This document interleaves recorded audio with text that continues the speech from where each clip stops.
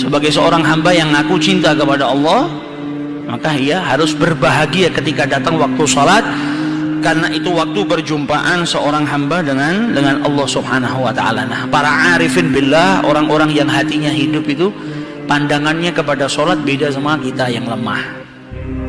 Ada orang yang mandang sholat itu seperti utang. Datang waktu sholat dia ngerjakan karena apa? Sekarang ini datang kewajiban, jadi seakan-akan utang harus ditunaikan. Nah, orang yang menganggap sholat itu seperti utang, biasanya orang yang punya utang itu kalau mau bayarnya itu nggak akan mikirkan bagaimana cara membayarnya dengan lemah lembut. Yang penting dibayarkan, selesai sudah.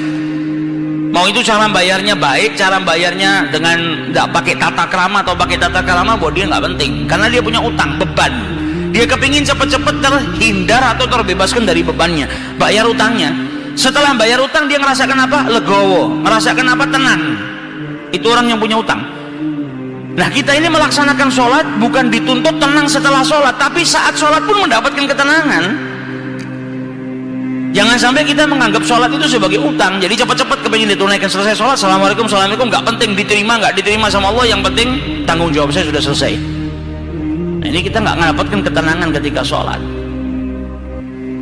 Beda orang yang menganggap dia butuh dengan sholat. Sholat itu waktu munajah, waktu berjumpaan dengan kekasihnya itu Allah Subhanahu wa ta'ala. Dari mulai Allahu Akbar sudah mendapatkan ketenangan.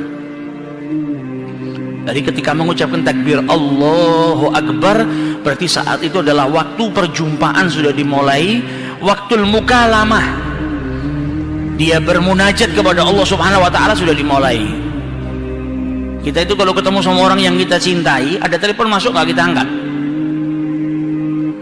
Ketemu sama orang penting, ini ada orang penting, kita nunggu untuk berjumpaan aja pakai jadwal. Kau bisa ketemu jam sekian, tanggal sekian, jam sekian. Ketika datang waktunya kita duduk, ada telepon masuk nggak kita angkat. Ada orang ngajak ngomong, nanti dulu nih saya masih ada urusan penting sama dia. Nah, harusnya ketika kita menghadap Allah Subhanahu wa ta'ala itu waktu perjumpaan seorang hamba dengan Tuhannya, waktu bermunajat. Harusnya ketika Allahu Akbar sudah nggak ada yang boleh ganggu, nggak ada pikiran-pikiran yang masuk ke dalam dirinya, mikirkan dunia, mikirkan pekerjaan itu nomor sekian.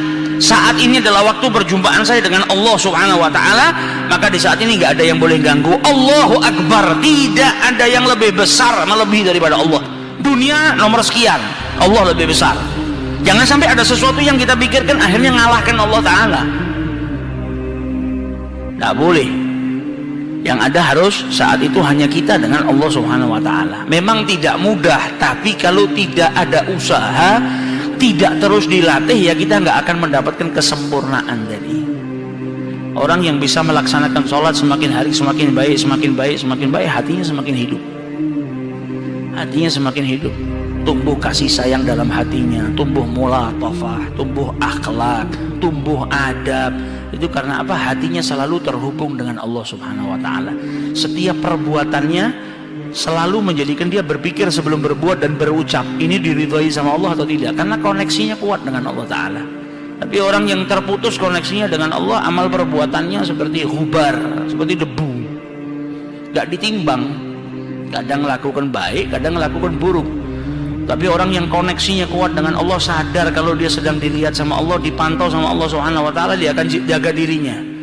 Makanya dikatakan as-salat tanha 'anil fahsya'i wal munkar, karena orang yang melaksanakan salat, orang itu terhubung dengan Allah, menyadari kalau dirinya selalu dipantau oleh Allah Subhanahu wa ta'ala. Ada perbuatan keji, perbuatan munkar, dia menjauh. Karena nggak mau dia dapetin Allah ngelihat dia dalam keadaan dia bermaksiat kepada Allah Subhanahu wa ta'ala.